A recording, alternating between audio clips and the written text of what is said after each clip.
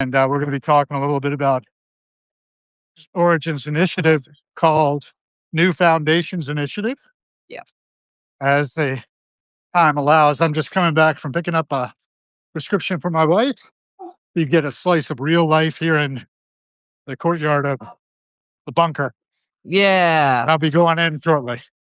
Yeah. I'm having to manage an umbrella and a cell phone and everything. Might switch the computer. But we'll good. see. It's good that y'all are getting some rain. We sure do need it. It has been we had lots of wildfires yesterday. Wow. They had to evac a bunch of people, so Wow. yeah. Well, That's news. lots of hay meadows and stuff out here, so luckily we have really great emergency services. Our firefighters and EMTs are just, maybe I'm a little They're good. They're very good. They're well practiced. Uh-oh. Yeah. That's next that. And there's a lot of time to save them. So Yeah. And what, baby? Go play. Yeah. Of course you want to talk to me. All right. So we're getting settled. This has been a shaky beginning. But yeah, it's a busy morning. I thought I could make it. Busy morning. I was wrong. No worries. Close, and I still am. Yay. 10:01. All right. Close. Let's get it back on here. Yeah. I'm going to try to switch, actually. Your internet's unstable. Mine's unstable. Can't really get this set up properly on the cell phone, so we're going to go over to the computer. We are having technical difficulties this morning, ladies and gentlemen. I don't know who's in here, but hi, everybody. I hope y'all are doing well today. Tell us where you are and what you're about. I'm going to give you the microphone. I'm just going to mute myself as I try. Okay.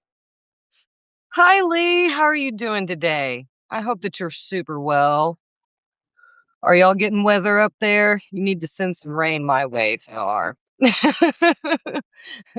But I did plant some, I planted some of my poppies a couple of weeks ago, and I've already got little sprouts coming up. I was like, sweet. Oh, you're no longer a stranger to technical difficulties. I don't know that any of us get out unscathed. I was just some stuff this morning listening to people, and they're talking about AI agents loaded in robot bodies.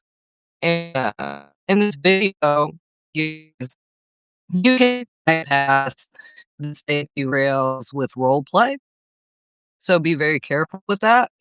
But the operator asked the agent in the robot suit if shoot me, and the AI agent was like, no, I can't because of my safety features and da da da da da. And he was like, well, can we bypass it with role play? And he's like, sure. And the guy was like, shoot me. And so he shot him. The robot shot him. And it's like, oh, well, that's worrisome. Where was that? This guy in London was playing with AI and had downloaded some of them into some robots, because that's a new thing people are doing, and just where we don't know. Excuse me. We don't know enough.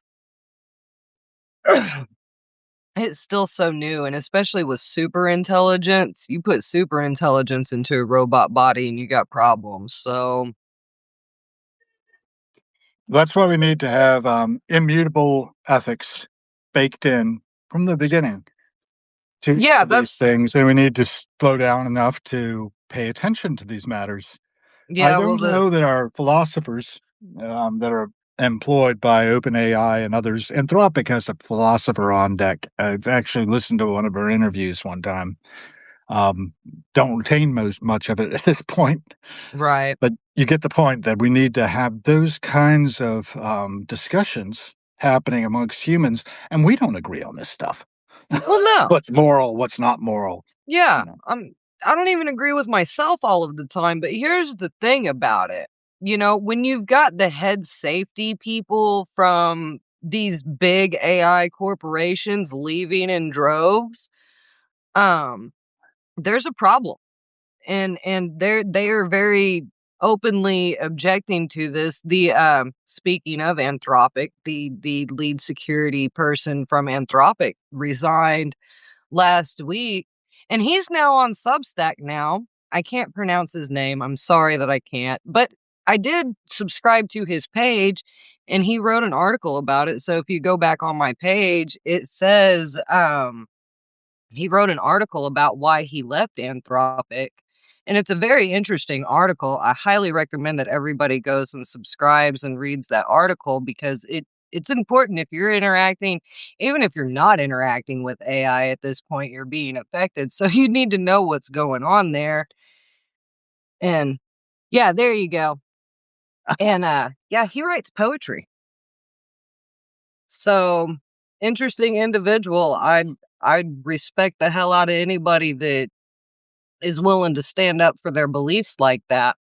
So, it takes a lot of courage to walk away from a career and, go do something else. So, yeah, go follow him, join the conversation. Again, even if you're not a tech person, especially if you're not a tech person, actually you really need to be interjecting here. And, ethics, I talk about ethics every week because it's very important that we are thinking ethically before we're talking about a bottom line. Putting monetization before human safety is not acceptable business practices. It's just not. That's why I built Fair AI Economy the way that I did because, ethics first and getting into New Foundations initiative, it's really it you would think that it would be easy to give money away and to give services away, and it's not. Um, and as it there are conflicting reports about the housing market and whether it's bubbling over or not, and homeowner percentages and stuff like that. So one of the things with a lot of those grant programs is that you have to own your own home to qualify for funding. So it's very sticky. They've even made it difficult to help. And the guys over at Palantir, I don't think that they give a lick about any of us. They're just data mining and, watching the bottom line grow. And it's like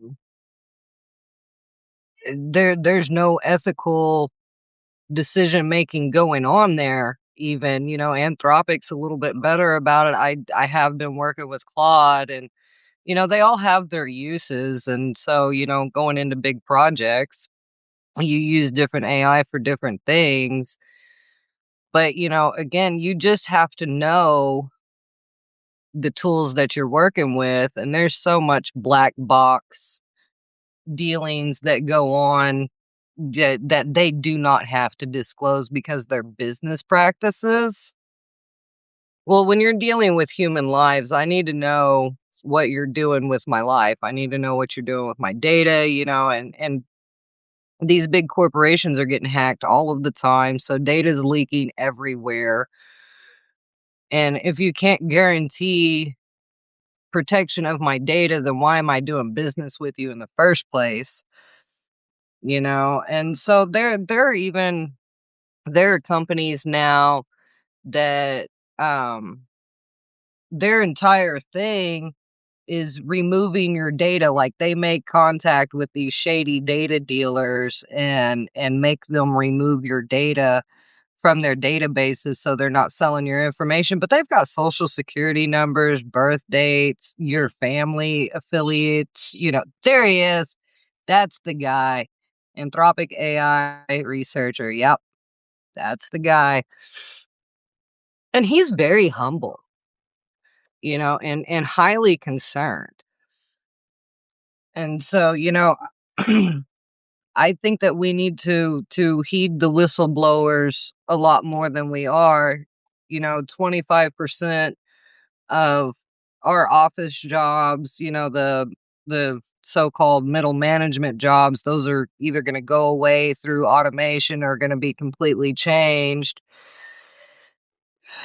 And OpenAI partners should drive AI adoption in India, and unemployable tech workers remark. Yeah, it's and this is my problem with all of this stuff is that you have to consciously go and look for truth, like feel good. Everything is so geared toward keeping you upset because it keeps you, if you're dysregulated, you can't think. And so there goes your logical brain. They're dealing with your mammalian brain. Like they've totally bypassed you. And if you're making decisions from fear, then you're not going to make the best decisions that you're capable of making. So it's really sticky, and you have to be really careful who you're doing business with and how your information is being exposed. Flakebook's one of the worst about owning your intellectual property. Like if anything that you put, and you have to go into terms of service and read this stuff, but they own your work. And And this is our work. Hey, there's it, Lee. it is. It is. This is our work. This is what we do. This is my face. Why should I have to copyright my own face? Like we've talked about this.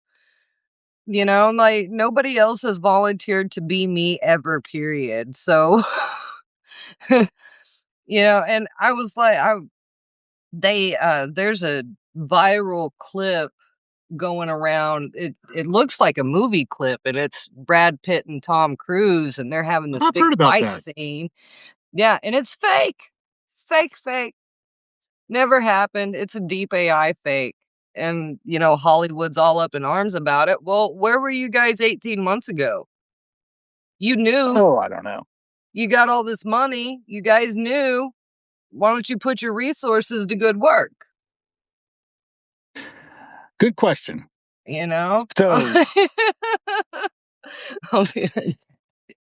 I think that a lot of us spend way too much time on screen too. That's one of our issues. Oh, she disappeared. So, Um, sorry, I did. that's all right. You can disappear. And I've given you the microphone a long time, so hopefully your voice is holding up. As I was getting myself straight, and also looking at the screen, we were seeing a lot of information Yeah, streaming by, including that Lee and, um, gosh, I've forgotten her name already. it looked like Colette. Was that not? Lee and Colette were doing a live thing. Yeah. They do it every Sunday, I believe, or am I wrong? I don't know. Lee can correct me. Anyway, oh gosh, I'm not really organized this morning, but I Right. am glad to hear that there are some people researching and continuing to explore what is essentially a tool that we've developed in our technology. We have been developing it for a long time, and it's getting to the point where we are able to injure ourselves with it Oh, in yeah. ways in which we would probably rather not. And Yeah. we might be doing it unconsciously. And this is the point. If we're doing it consciously with intent and we know what we're doing, that's one thing. But there are so many people who believe all kinds of things. We're not very far from our Stone Age ancestors. No, not at all. I live in my Greco-Roman ancestors quite a bit in my writing. For instance, today I was putting out another writing. What was it called? The Continuing Saga. And I'm working on another post of extended writing, which is, again, sort of bouncing from thing to thing as I'm negotiating the process of being a human being in this world. Right. I cannot imagine the world your kids are going to grow up in. I mean, mine was already dicey enough with television coming in. My You know parents didn't have television, but they had radio. My right. father grew up on radio listening to Hitler on his short wave. Yeah. He couldn't understand him, but he could tune in to his speeches Right. over in Germany with shortwave radio. I don't know, man. I just think I know how things seem to me. And it Yeah. seems to me we need to be a lot more vigilant. We need a lot more critical thinking skills to be developed in human beings, which were eroded a great deal by the degradation of our educational system. I don't know. Where do we want to go with that?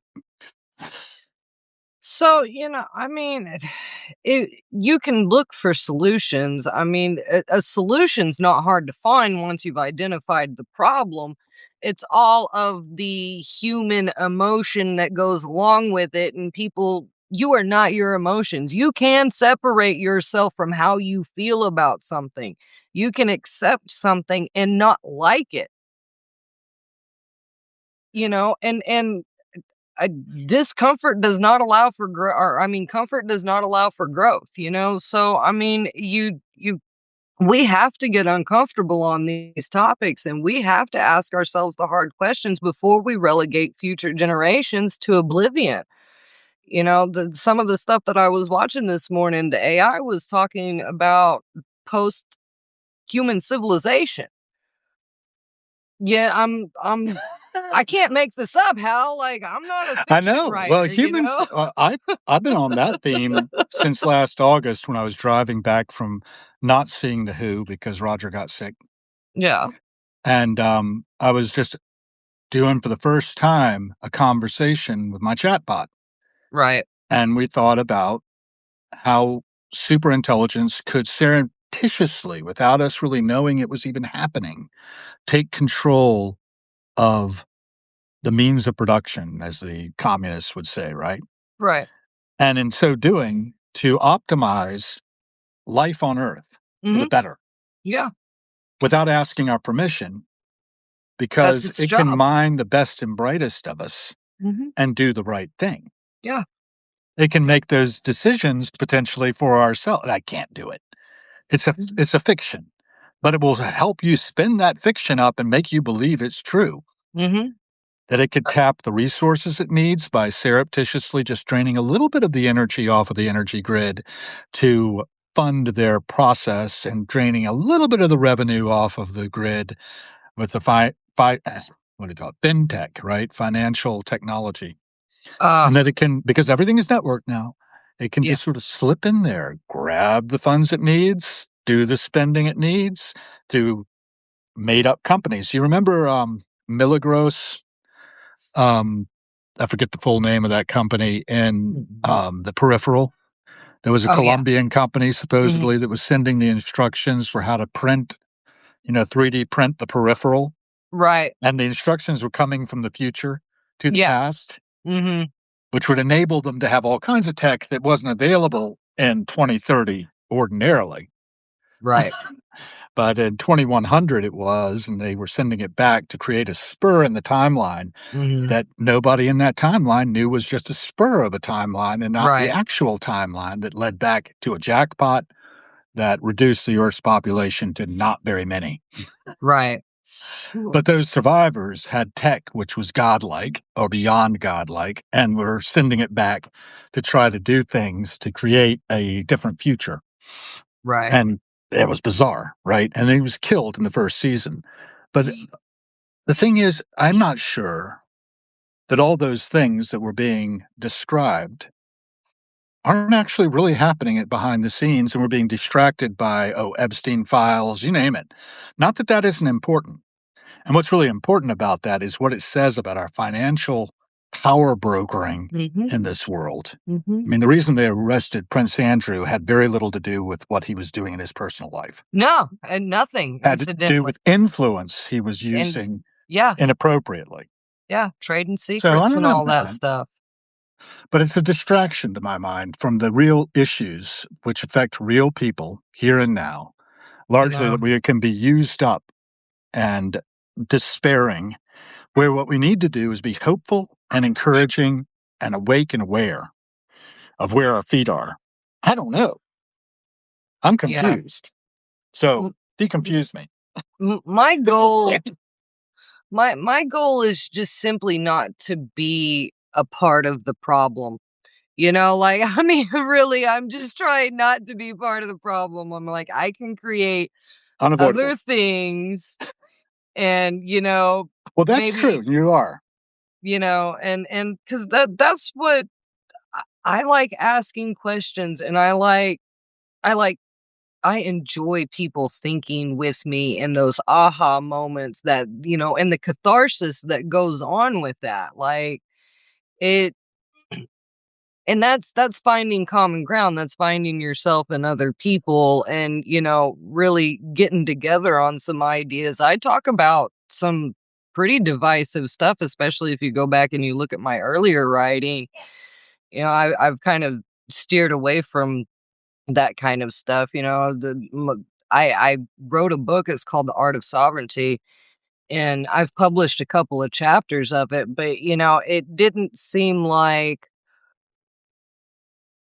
it didn't hit like the stuff that I write now. And because it was all about Palantir and all of the big players that we don't see very often. And Huh. Go it on. just because it's so hard to keep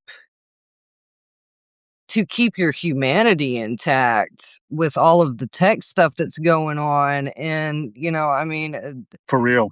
it's just, and it's really easy to get caught up in all of the fear, and it's like you really have to go look for the joy. I mean, there's problems everywhere, there's fear everywhere, but if you start looking for that joy and you stop thinking about the problem so much, you can really start to find solutions there, because problems will obscure your vision. Yes. And so you really got to get out of that problem brain and get into, being happy. That's where I find my solutions at. I don't, oftentimes I'm not thinking about anything when I come up with that eureka moment. It's just like it hits my brain and I'm like, that's the solution. So you don't have to focus so much on the fear and the anxiety. You talk about, voting with your dollars, vote with your time, vote with your Your attention. pennies. I mean, don't even get me started on the penny thing. Yeah, they're discontinuing them I know. because this stuff is so expensive. Yeah, well, yeah, That was a and ball of copper, by the way. yeah, 1 kilogram. So, anyhow, and uh, I wonder how much of that is sitting in our landfills right now. well, that's right. We got to do landfill mining. You So got the instead of backhoe? human mining, instead of mining me, you guys need to figure out how to get the garbage back to It, being useful. it's coming. You It's know, I already afoot. was it Actually, Sweden there. or Denmark? It's one of those Nordic countries that Oh, they Portsmouth, they Virginia.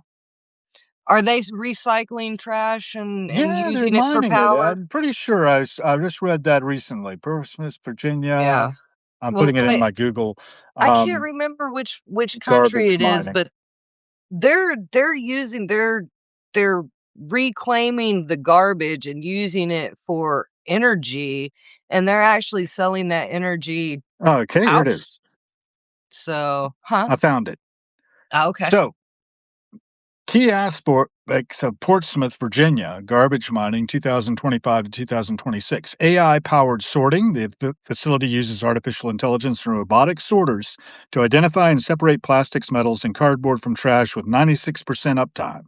Efficiency. The technology, operational since 2023, is designed to extract value from waste that otherwise would go directly to a landfill.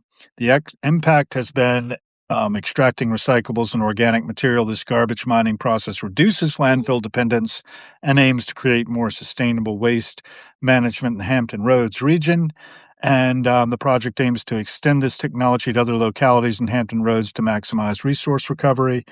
The alternative waste disposal starting in late 2025. The city of Portsmouth is transitioning to an AWD, that's alternative waste disposal approach, not all-wheel drive, it's also that, which involves using these advanced automated systems to separate trash, converting organic waste into biochar and removing recyclable materials. So there you go.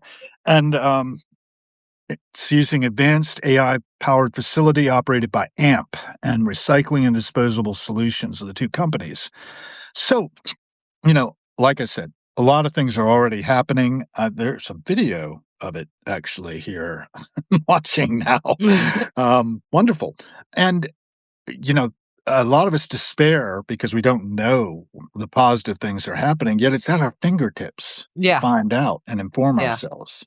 See, And what and you're that's what doing right now, we yeah, probably ought to turn and talk about the New Foundations initiative you're initiative. on Yeah. as a way of doing something about it, doing real work. Go ahead.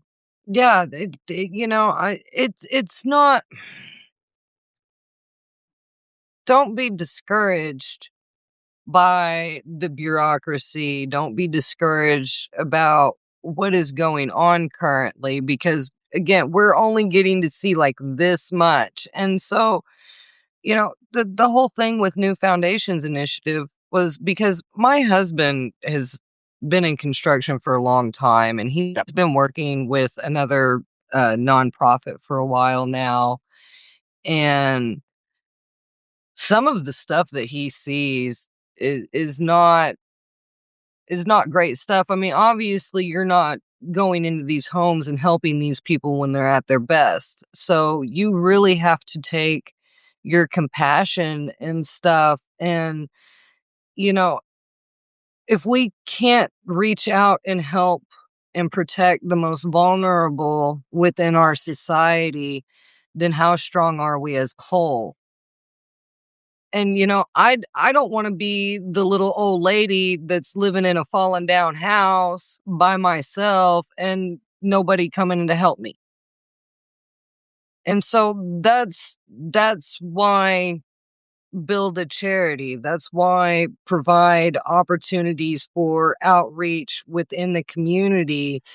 Um, we're going to work into a volunteer program and we're also working in toward a apprenticeship type program where young people can come in and learn construction practices, go to workshops, and free to the community type thing. That way we can help train the community to rebuild itself. So it's not just going and doing something for someone, although yes, absolutely. But to be able to help train people, to give them careers, to give them opportunities to grow on their own. Yeah, I think that might even be a little more important than just the surface level service. Teach a man to fish, Exactly, and you'll never exactly. see him again. I mean, but he's eating, right? So Well, at least maybe. that's the theory. Maybe he's reselling his fish. Yeah, well, and good for you, man. I mean, as long as you're taking your energy and channeling it into something positive that's enriching the community, because that's where we failed is we gave up our communities. We gave up our local unity to the devices and stuff. I mean, and I know it was like this for you too, but when I was a young person, there were people that had pagers and cell phones were like just becoming a thing. I didn't get a cell phone until I was in high school. I had to go to somebody's house and knock on their door to see if they were home, if they didn't answer their phone. There was Yeah. that anticipation and it also built tolerance for a letdown because if I got there and I was disappointed, well, I was disappointed. And Yeah. I had to just swallow that disappointment, but it fortified me to not be crippled whenever I faced some type of, adversity because I'm able to sit and be patient. I'm able to sit alone with myself. I go to the doctor's office and I don't get my cell phone out and people look at you weird when you're not sitting there on your cell phone. When you're like just, sitting there doing nothing. They're like, "What are you Yeah. doing?" "Nothing."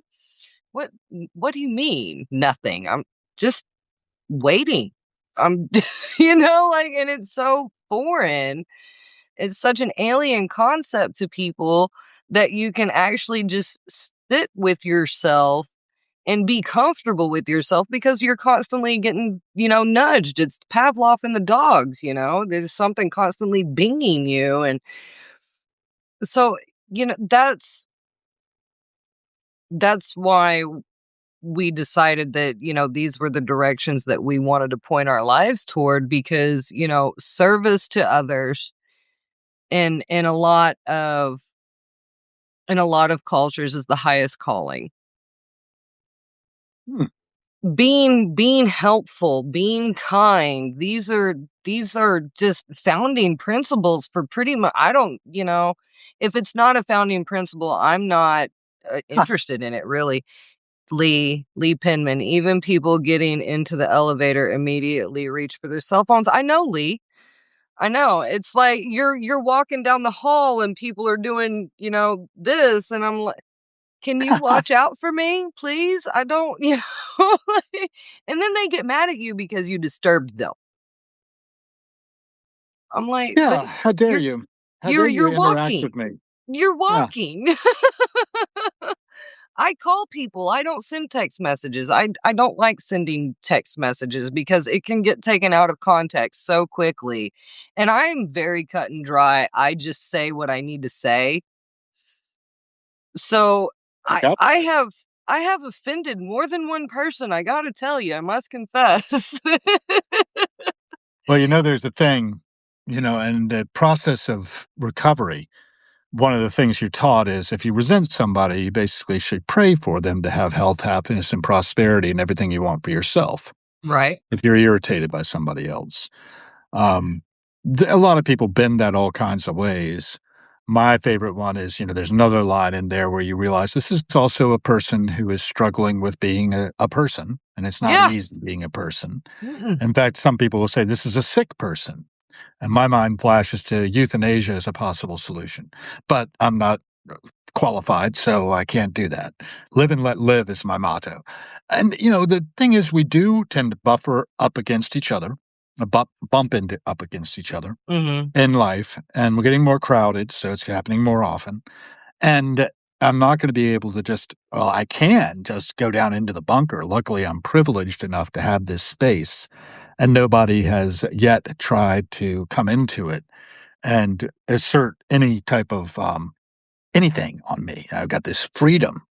We right, didn't always have that, right? no, This is a relatively novel thing in our culture. But let me get back to the recovery pattern. And if I am to do that, if I'm got other people around me who are also part of that tribe who are supposed to be thinking good thoughts and being slow to react and quick to not judge, but to assume that the other person has some issue that maybe has nothing to do with them, right, nothing to do with the offended party, yeah, then, and I can basically keep my distance from that person. That's fine. But I'm also not interfering with them. I'm wishing them well. And if we all did that, what a wonderful world it would be, right? We've all got that ability to know that as a possible strategy for dealing with our irritations with other people. Okay, so I throw that out there. And I had a friend who said he was trying to irritate as many people as he possibly could because he knew if they were working a good program, as they said, they would pray for him. ah, ah, And I don't even talk to that guy anymore. We fell right, out over something political or other that he didn't think I was as far on his side as I ought to be. And I may have been even further on his side, but he wouldn't know. And, I decided I didn't need that guy in my life anymore. But I still think about him all the time practically. Whenever it comes up, I've got right, him in my head, mhm, and echoing around. There's another woman, who said that because I had shared something some other guy had shared with me about how he would take a shopping cart back to the store that wasn't his from the parking lot and would make him feel like, and he would say, Mahatma fucking Gandhi.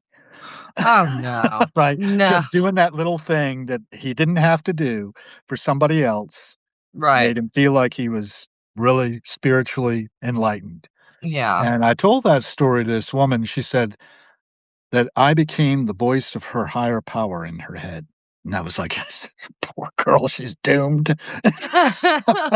But, as far as I know, she's doing well, and, Well, she's a bright spot in the universe whenever I see her, as, there's, definitely a personality there, right, that r is radiant, and we all have that capability, that's what I think. oh, And what yeah. you're doing there for people without really being requested to do it, nobody asked you guys to set up this foundation, You know, it can transform people's lives in ways that you can't even begin to think. oh, And yes, helping them is one thing, helping them be self-supporting is another. But when it comes to the elderly, maybe they're never going to be self-supporting. Maybe this is as good as it gets, but you're going to put grab bars in for them that they yeah, wouldn't be able to have otherwise. yeah. That's life changing. It If is, my it wife is. didn't have grab bars in our shower, Yeah, it would be really difficult. We could right. not have lived with the shower we had in there, which was a fiberglass tub insert kind of thing. Mhm. We had that removed, and because we're hardworking people, we were able to have a nice limestone kind of shower stall installed with a seat built into it. Now that seat is cold as ice every Yeah. morning. So I am kind of like in awe of my wife that she uses those grab bars to sit down on it every morning to shower with a handheld shower thing that's Right. attached to it. But Yeah. But, yeah, these are things that are life changing for people, though. I and really wish I got some heat built into that thing because I can't right. imagine sitting on that cold piece of limestone. Anyway, go ahead. No, right to dignity. We have a right to be treated in a dignified manner. That end of and not helping, empowering. Mm. We are empowering people to live the lives that are comfortable for them and, accommodating their specialness. And, I mean, because we are all one of one. We are all unique to ourselves. And that's really the thing because everybody gets all caught up in the you don't look like me, you don't sound like me, you don't believe like me. Food, water, shelter, safety. We've got some stuff in common. Most of us are concerned about the future. Most of us are concerned about the future generations. There are some topics, there are few that we can genuinely come together on as a whole and be like, we don't want that. We don't want to be ruled. We don't want to be mined. We have rights that are not endowed by our government. And just because you occupy space in a certain time does not make you better than anyone else. We are the same. We're all the same. And we're just getting by. And that's why we need to empower each other. That's why we need to keep our attention on where it needs to be. And just keeping up with being a human and not because none of us are perfect, obviously. We've all got our problems. Every one of us. They're idiosyncrasies, incidentally. And so, that's looking at the differences. We don't need to look at the differences. We need to look at the things that we have in common with each other. The creator economy, the whole creator ecosystem that we're participating in right now is collapsing. What are we going to do as digital creators when these systems are being changed so rapidly that we can't learn them? Such And as? huh? Such as? What's changing so fast we can't learn them? Well, the whole social media paradigm and with AI infiltrating everything, where is my value as a human in the creator economy when I can go sit down with my AI for 30 seconds and I've got something that I can publish? And how as a consumer, as a as a downstream participant from this, how am I going to be able to tell if that's a human or that's an AI, because a lot of people, I like to read human written, human generated content. Good luck. Right. So, well, look, if I wanted to talk to my AI, if I wanted to read AI stuff, Yeah. I would open up one of the AI apps and I would look at my AI. Yep. When I'm on Substack or other social medias, I want to read human stuff. Yeah, and you can find both, right? And you And then can you can find both. filter. You can And filter, right. And and the you need AI to stuff, filter. and the I AI blend stuff, it, right? yeah, but I the blend both. AI, huh? I blend both. Go ahead. Yeah, and I'm not downplaying the usefulness of AI at all, Yeah. because obviously I use it every day. I mean, it is very useful. It does great things for productivity and optimization, but are we going to optimize ourselves into extinction? Maybe so. Maybe so. Maybe that won't be such a bad thing either Oh, well, for I other mean, species. so I'm And you look at how bad we are for other species. There's some people who think, and I have a thought actually. There's been this. Are you familiar with the Cathar heresy? no. No, in south of France, up till about 12 something or other. One of my ancestors wiped them out. uh, the Cathars were basically against breeding, and they were for abortion. And, they didn't think it was good to bind a soul to the material world. They thought that was a bad thing, Okay. you know? Gnostics, actually, a lot of the Gnostic religions have this same idea that this world was created by a demiurge that thinks it's God, but isn't, and isn't really good at it either. But it Right. thinks it's the top. It thinks it's like the song, You're the Top. Mhm. You're the anyway, I won't go into the Cole Porter number yet, but you get my point. Yeah. That humanity is really a scourge on the planet in a certain way and is overpopulated. There are the different schools of thought on this. Let's say we could support 12 billion instead of just the 8.275 billion we have at the moment. But that's a lot more than we've ever had before. And, when you look historically at what the trend is as far as what this is doing to the environment, and people are talking about the sixth extinction, and there are arguments about that, right? That it's just a natural phase of the process that all these species are dying off. So I don't know, you know? What do we want? As humans, we need to think holistically, I think, about the whole of life on the planet and what that means and what we're actually here for. So here's another theory. Symbiosis. Sorry, go ahead. Symbiosis. Or not. Maybe our job is to create technology that can sustain itself, that doesn't need biology, that can then help the universe be conscious, if indeed machines can be conscious, depending on what consciousness is and who defines it, because we don't know.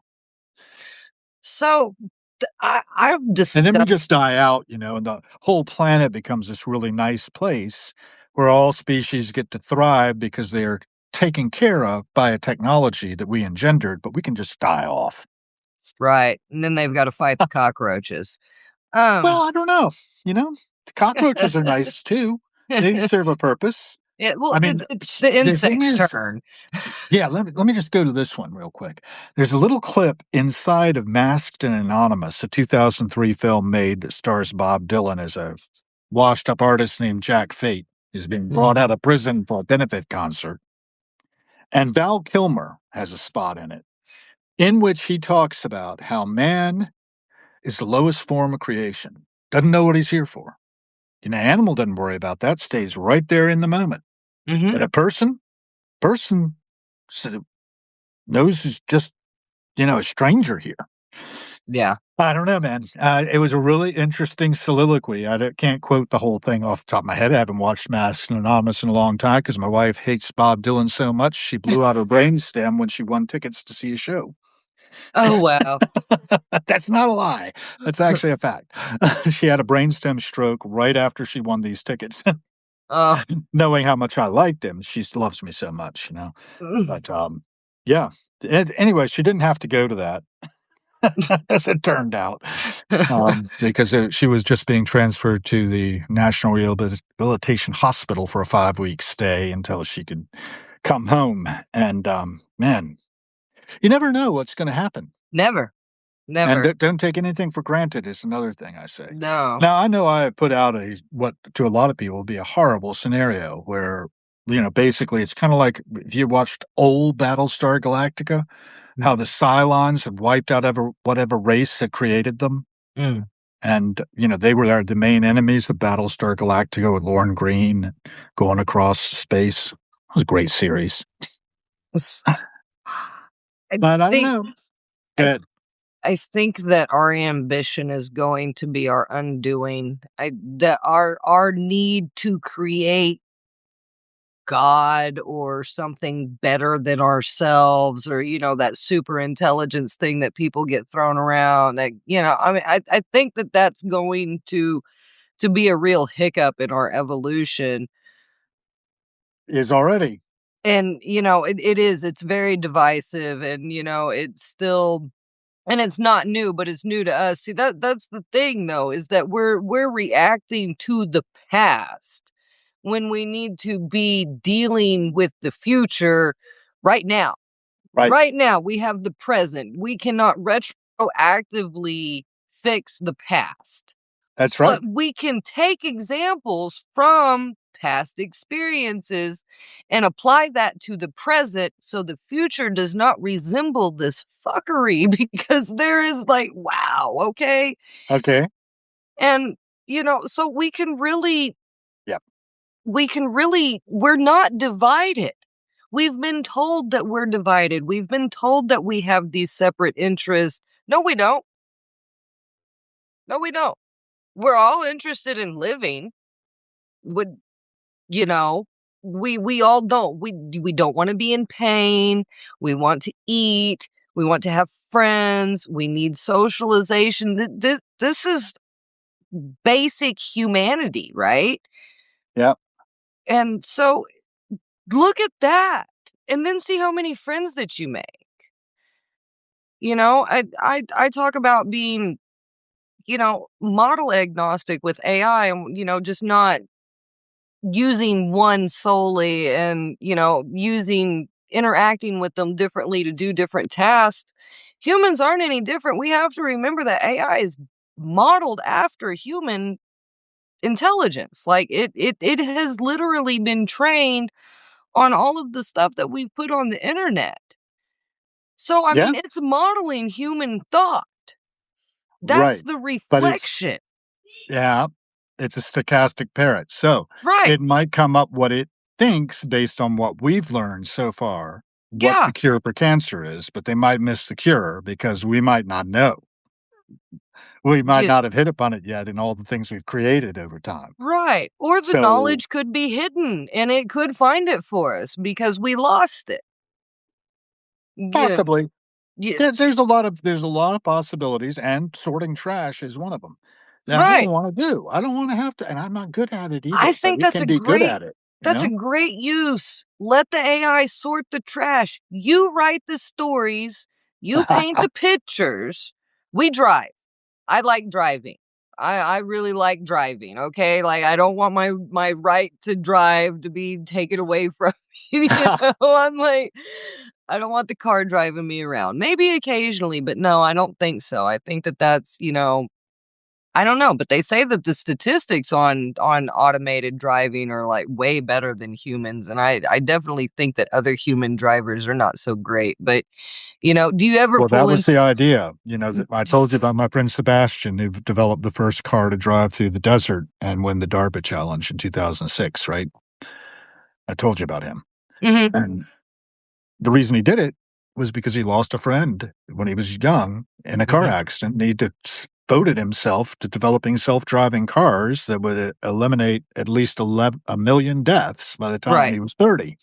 And I don't know if he achieved it or not, but he's sure worked hard for it, and you've got Waymo on the streets of DC now as a yeah, result. I haven't seen one in a while, but they're supposed to actually get their license to go driverless, pretty soon. I think they have to have somebody in the cockpit to operate it, but they've yeah, been driving around here with cockpit people training those things. Anyway, I put a couple of links in the chat. One of them is because we were talking about, our isolation, and Mhm. people apparently are going out of their way to be isolated. I was talking about teaching a man to fish and then, Mm. eating squished fish or whatever came to mind because I was listening to something about some people who were wrecked in a boat. And it turns out they survived 117 days. And part of it was on squished fish, raw fish. Because you can't really drink seawater too well, right? Right. Um, anyhow, Paradise DocCastaway.com. Apparently, this place goes, kind of like those television shows that are on Discovery Channel or whatever. They've put people into situations where they are totally alone on a Mhm. desert island, and they, do a documentary basically about their experience of being isolated. I don't know the details, haven't dug into it too deep, but that's where I found the article on that couple who was sunk by a sperm whale off of the Galapagos and spent 117 days until a South Korean fishing boat picked him up. Right. That's pretty tough. Another one I put up here is superintelligence.io. That is the Artificial Superintelligence Alliance. And so you can learn all about it there, what they're doing, which is a different thing than what these large language models that most people are aware of are doing. It's a modular stack for autonomous intelligence, and you can join the builders. There's a forum. You can explore their development tools. And I think that just getting people interested and getting them Mhm. being connected to these things that they might be unaware of.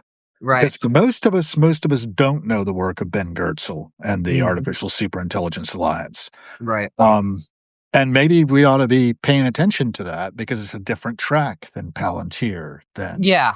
all of these other things that are really hitting the airwaves loudly. There's stuff happening underneath the surface. Jenny's work, Oang's work, you've seen Mhm. that. Yeah. Oh, yeah. She's actually out there and people are building stuff. Yeah. And that's moving me to try to amplify her signal through the noise. Yeah. I That's share. another thing we can do for each other is we can Yeah. amplify our signals through the noise and connect because Mhm. that's the thing, right, about being human, Yes. Yes. real connection. That's why Yeah. we're doing And this. that's why it's important not to be so isolated. Right. I mean, part of the thing is waking each other up to reality, not the ideological systems that are prevailing right now because that's just noise. I'm talking about reality. The reality that we're all on this rock and we're all going the same place. And Yep. if we're and if we are the consciousness that is experiencing it, or we are a projection or whatever, we're still in this together. And if we are a projection, then why aren't we enjoying it more?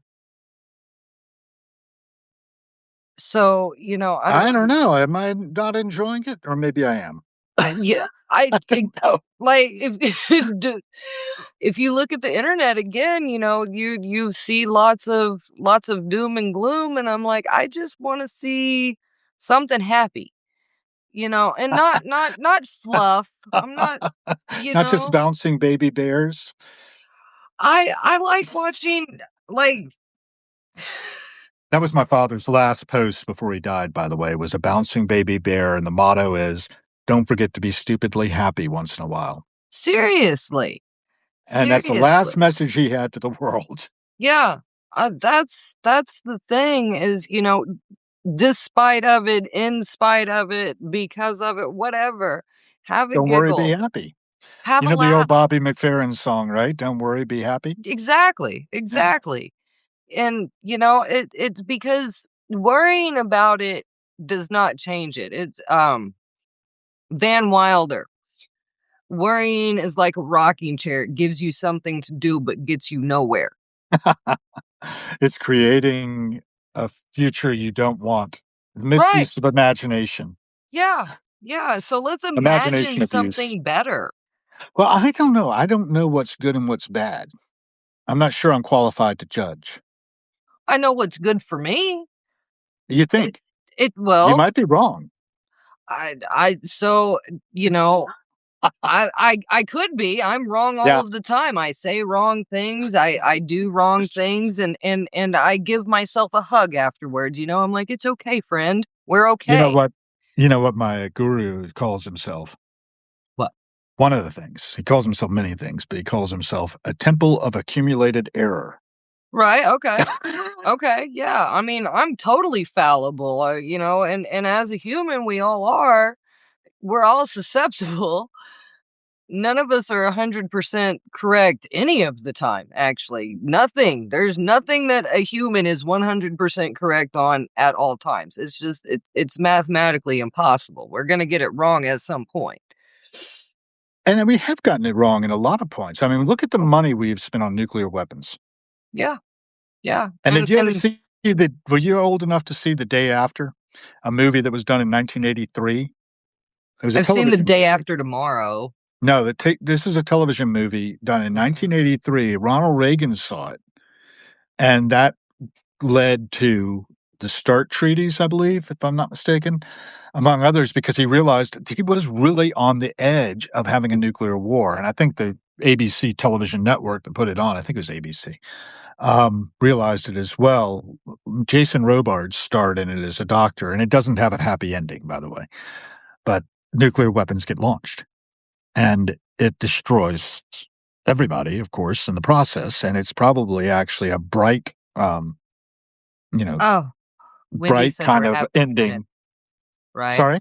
Oh, Wendy said that we're having internet issues. Yeah, I know, it's blocking and it's chunking, it's not doing well. I Oh, don't know, we are audible to each other. Are you having trouble hearing us, Wendy? no, I see and hear you No, I'm saying to perfectly. Wendy. Oh, sorry. Could you just tell us if you're having trouble hearing us? I know we're choppy visually, but otherwise, if you can hear us, that's great because the sound is really what's important. There's a hole, and the sun has a corona hole that just opened up a few days ago, and I watched solar weather. It's interesting, and it's dumping a bunch of radiation our way right now, so it could be something to do with it.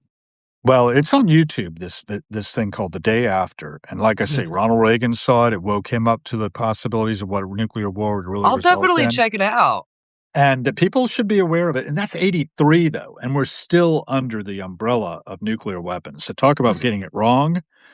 And the Chinatown? money we poured into that with Mhm. both the Soviet Union and us, and of course, the Soviet Union broke up largely because their economy was wrecked by trying to keep up with us Right. and our craziness in terms of, like, developing the MX missile system. I don't know if you ever heard of that, but it was designed to put, these things on rail cars so you could, have a shell game going on with them. They never know where they were, and the idea was and actually Mother American Night talks about this, a book I quite often talk about how the whole idea Dick Cheney had in mind when he was doing this work of trying to get the MX missile system off the ground was to convince the Russians that we were absolutely crazy, and that would force them off balance, which it did, and it forced them so far off balance that their economy sort of came crashing down around them.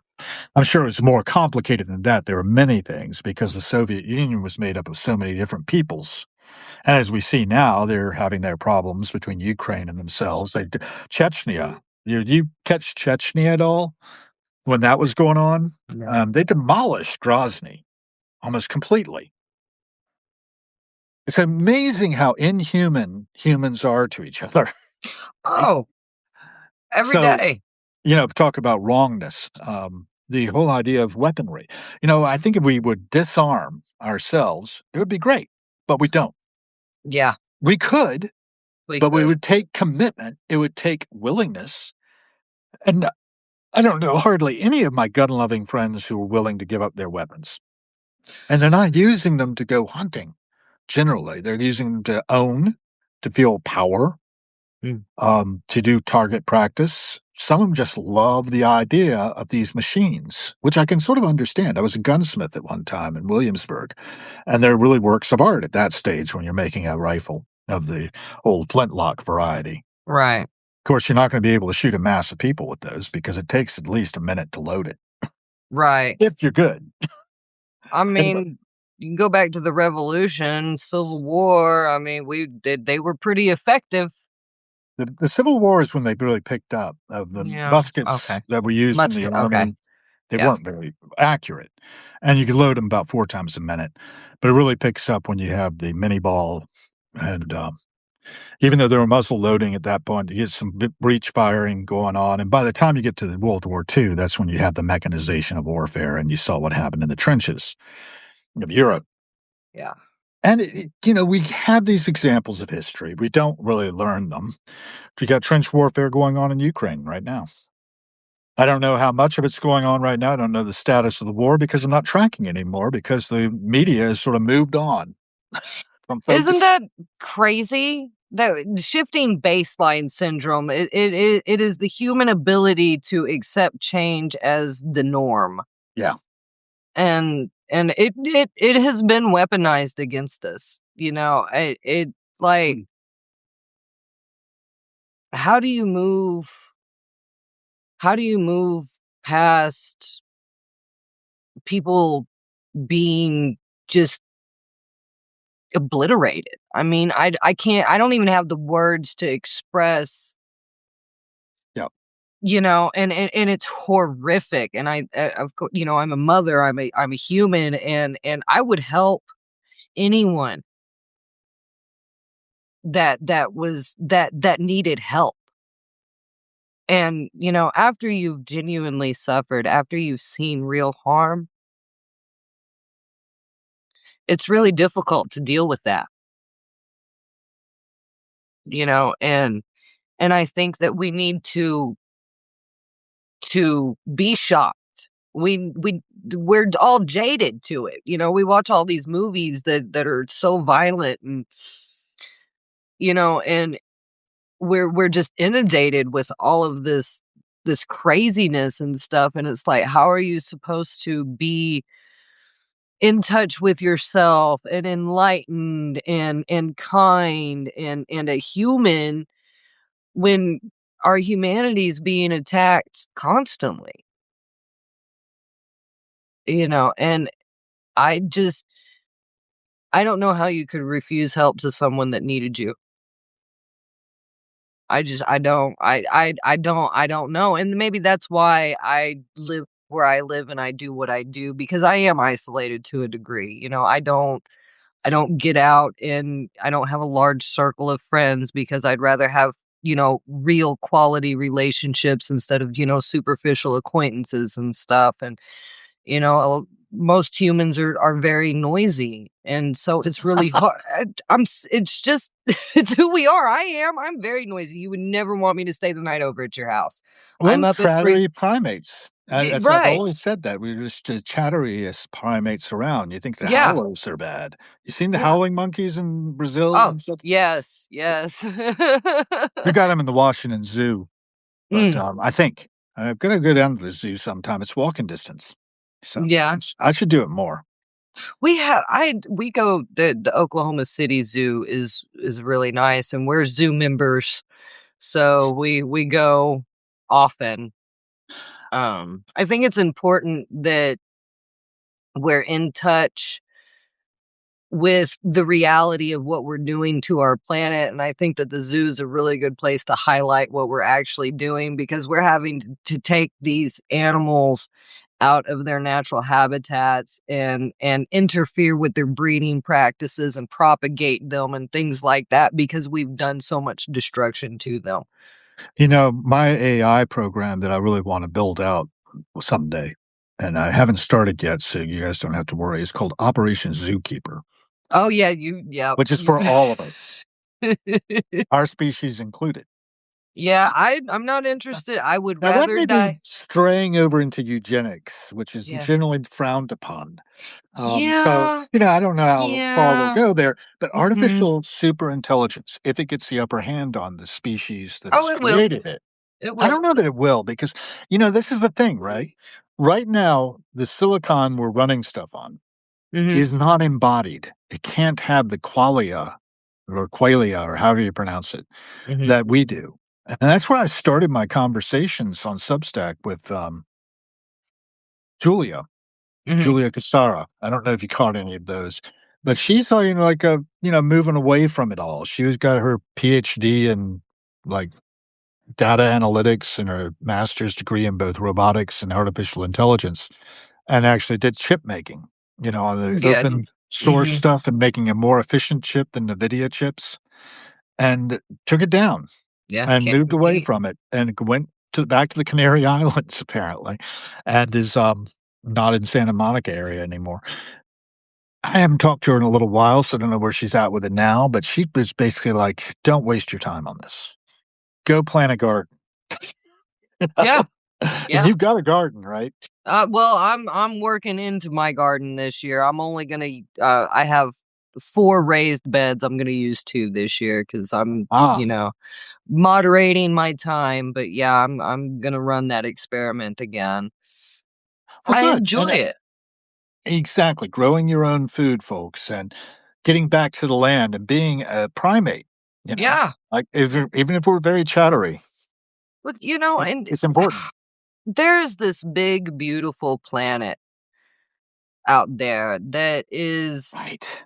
that is so amazing. I walk outside and I look at the sky and I look at the trees and I look at my children and I'm just like I'm in awe all of the time.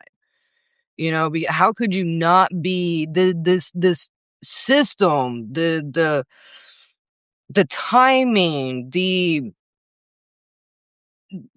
they nature never betrays its nature.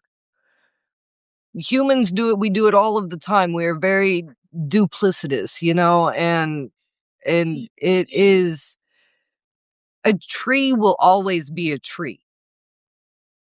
And it doesn't question being a tree. It just blooms and it sleeps and it doesn't hold itself to the coals because it a branch broke.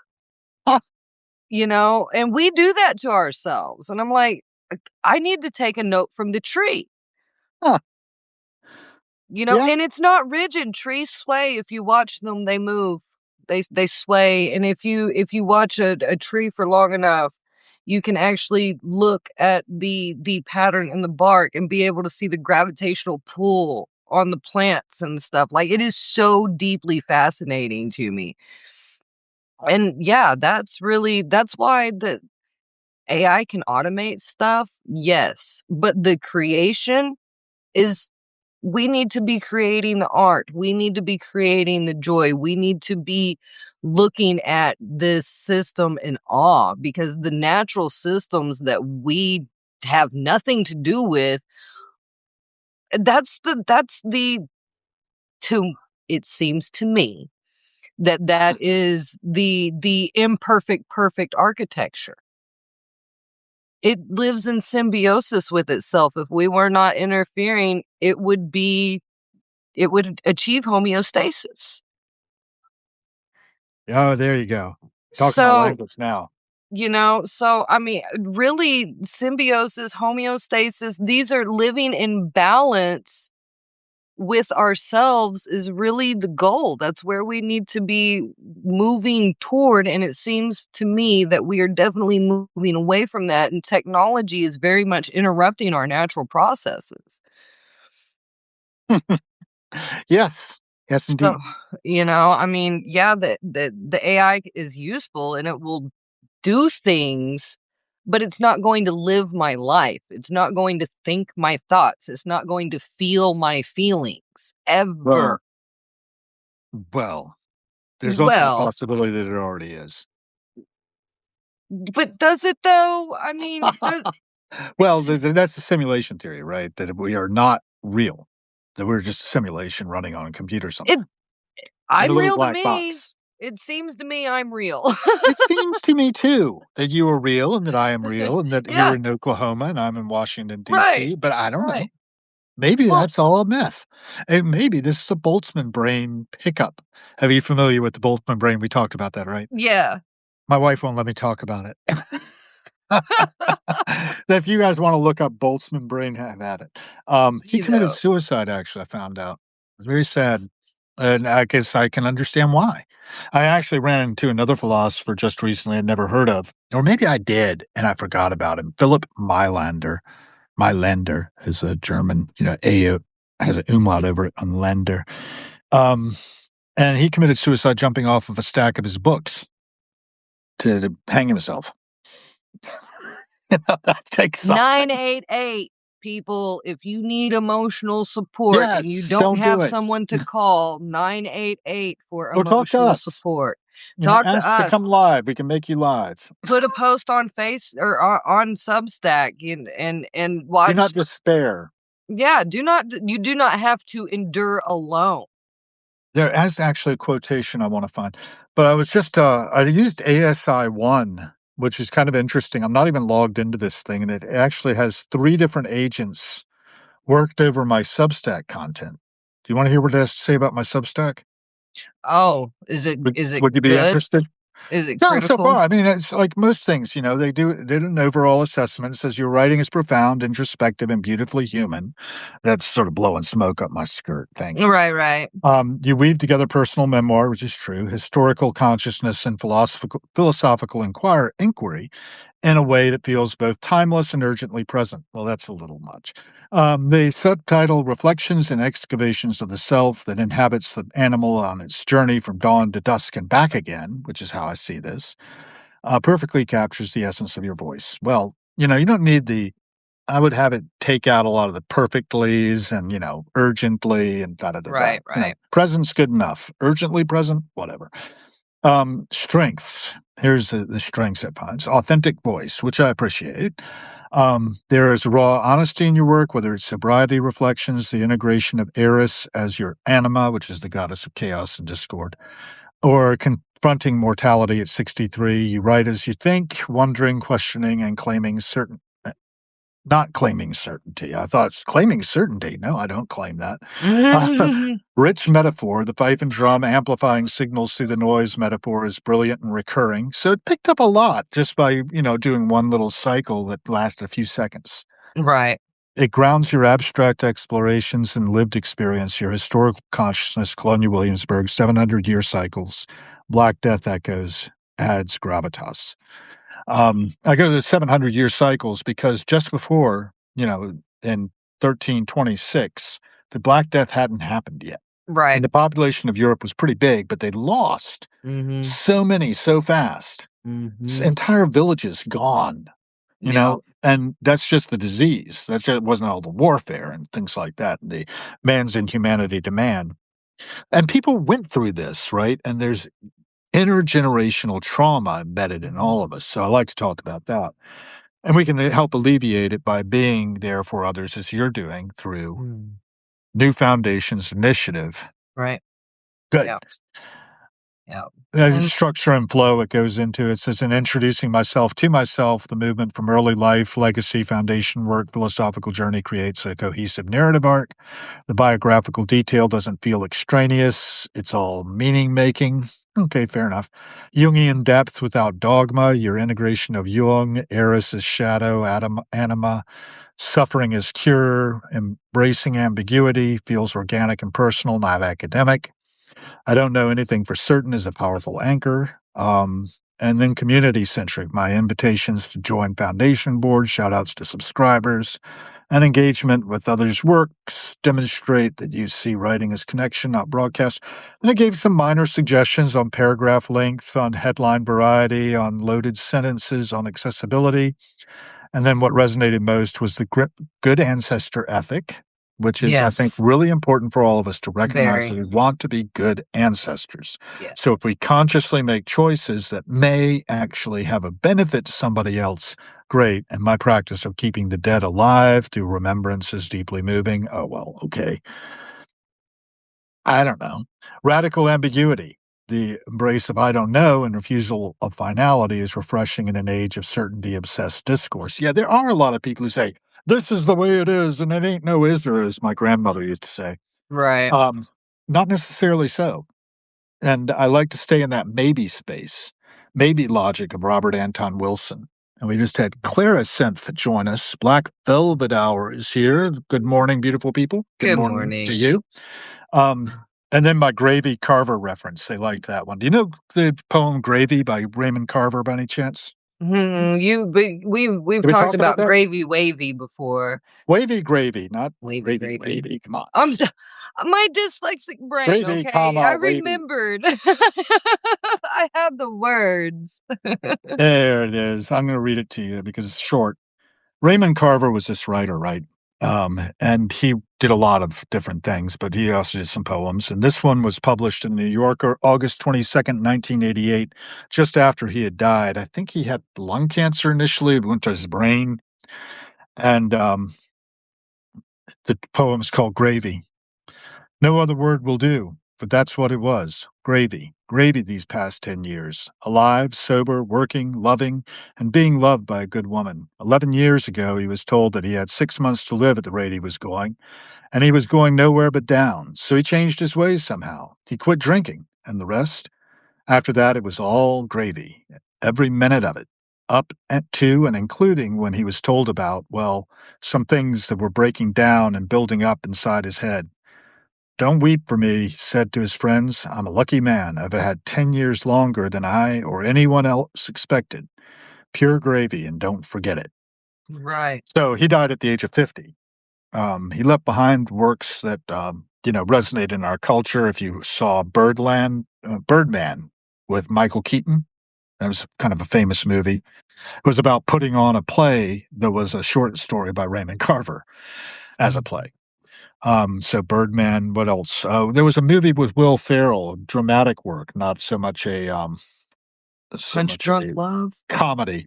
It was called Everything Must Go Okay, yeah, I've with seen that one. Marissa Tomei. That's a Raymond Mhm. Carver story, Yeah.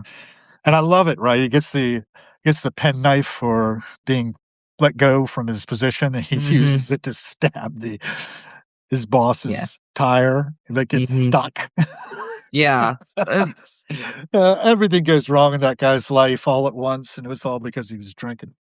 So anyway, I've got to go. Yeah. We've got an appointment at noon, though, Len. Right? 11:30. Okay, I thought it was Okay, noon. yeah. I had it as 11:30 in my thing. She told me noon earlier today. But Well, it's it's been a your good time. conversation. Yeah. We wrapped on a nice note. I think. I hope. Yes, lovely. I love poetry, and thank you, Hal, for all that you do and, Oh, creating this thank you. opportunity for us. And next Friday? Yeah, I'll All be right. up for it. I All right. think. I'll let you know if I don't. Yeah, One never knows. Yeah, never know. Hopefully, I'll All be right. surviving still, and ASI will not have come and inhabited me or anything. I mean, it's all subjective. We don't know. We Yeah, don't know what we everybody don't. have a great one. Keep learning. Keep Yes. exploring. Keep vigilant and keep skeptical. Yeah, be a human. All right. We'll Out talk here. soon.